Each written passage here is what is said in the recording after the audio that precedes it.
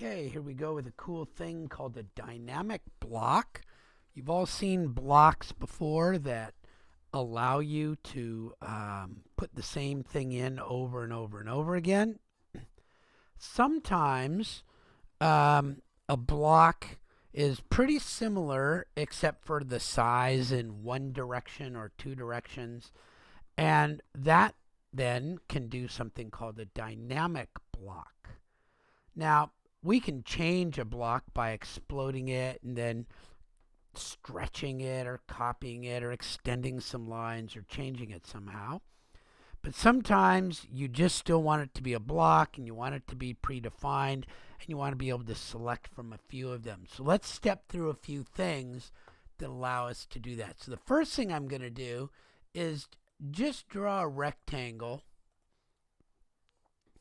and I'll make it 6 wide by 4 tall, just as something to look at. And so here's the first thing that I can do with a dynamic block. I can make it so that I can stretch it in one direction. So let's see how to do that. I'm going to go to my Insert tab and create a block, and I'm going to call this my rectangle to stretch dynamic. And that way I'll know what this one is.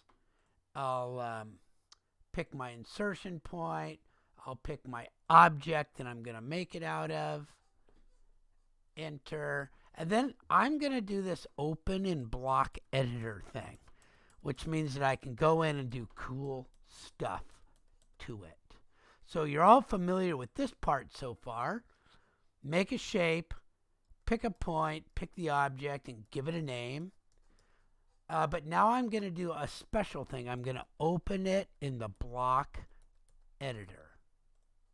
And when the block editor comes up, you may have these little tool palettes that come up.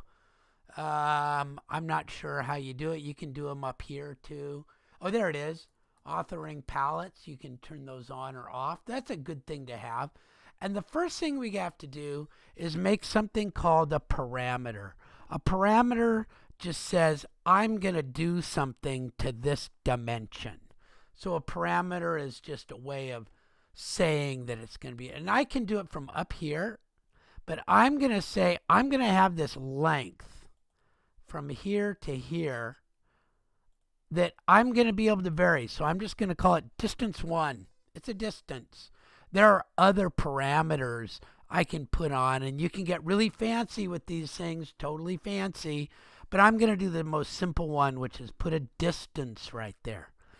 So that's cool. I've got a distance, but that doesn't do me any good until I do something with it. So I'm going to put an action on it. So I'm going to go to my set of actions. Man, there's all sorts of things I can do with that distance parameter. And the thing I'm going to do is stretch it. You can see I can rotate it, I can flip it, I all sorts of things I can do, but stretch is the easiest one. So I'm going to stretch that parameter. It says, what parameter do I want to work with? Well, I only have one, so I'll click on it. You see right up here? It says select the parameter. So I'm going to click on it. And then it says, well, when you grip on it, where are you going to go? I can make it go either way, and it wants me to know, wants me to tell it. So I'm going to click on this one. I'm going to make it stretch out to the right. And then it says, how do I want to stretch it? Well, I want this end to lock in place. So I'm going to select everything but that end. Click, and I'm going from the lower right to the upper left. Click, and then it says, what is it that you want to stretch? And I want to stretch that rectangle. Enter.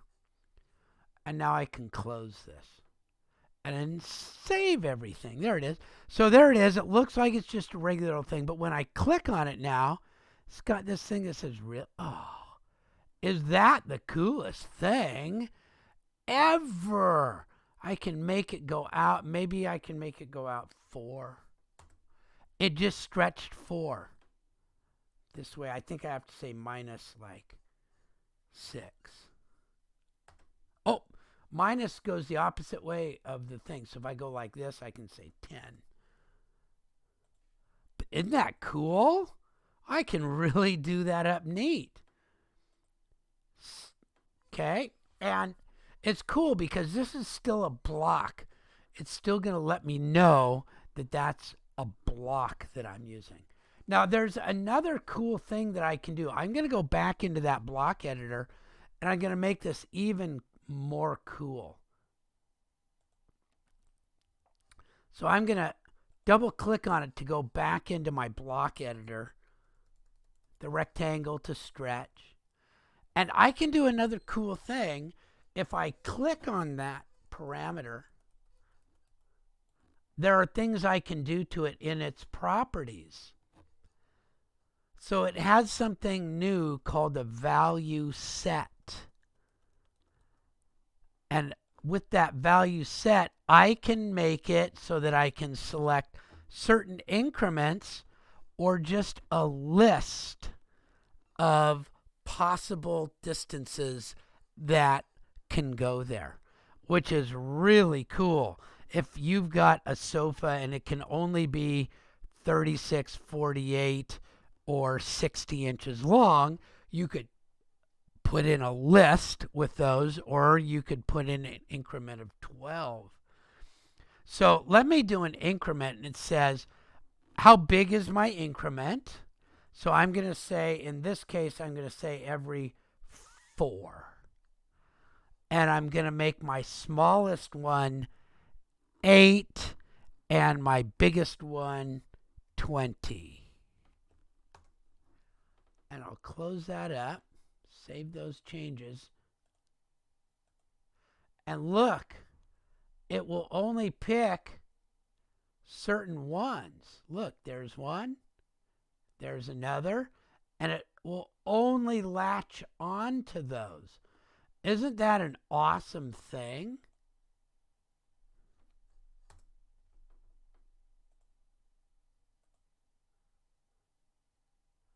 So it will only go onto the increments that I selected. That's really a cool thing. Now I can do even more with this. Okay, and this is, I'm just getting into the start of it. But let me double click on it again and say, maybe I want to do it in 2 directions. So I'll go back to my parameters and I'll make another linear one, distance 2. And I can put an action also on distance 2. And I can make it go, I'll make it go downward just for fun. And I'm going to stretch around there. So the top edge is going to be fixed in place. And I'm going to stretch that. Let's see what happens now. Can you guess what's going to happen here? It's incremental in those directions, but now I can also stretch it down this way. So if I want even more control over that, when I come in and I click on distance 2 parameter, I can set that one up. See, I'm talking about distance 2. Oops, let me get over here. And I'm going to say that that one's incremental also. Every 4 inches, starting at 4 and going to 20. Now let's see what happens.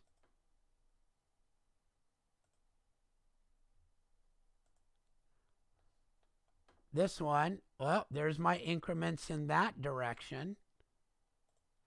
And do I get increments in the other direction too. So that's just to show you how you can do some cool work. The stretch command is not always the one you want to use, but it's one that you can play with and get good at. If there are things inside of it, you'll have to get used to how this thing works. Okay? But there is a quick shot on how to make a dynamic block. Oh, and I should show you how you can put one in, right? Where was that? Rectangle to stretch. There it is. Click. Stretch it outward. Click. Stretch it downward. There we go. That's the initiation into dynamic blocks.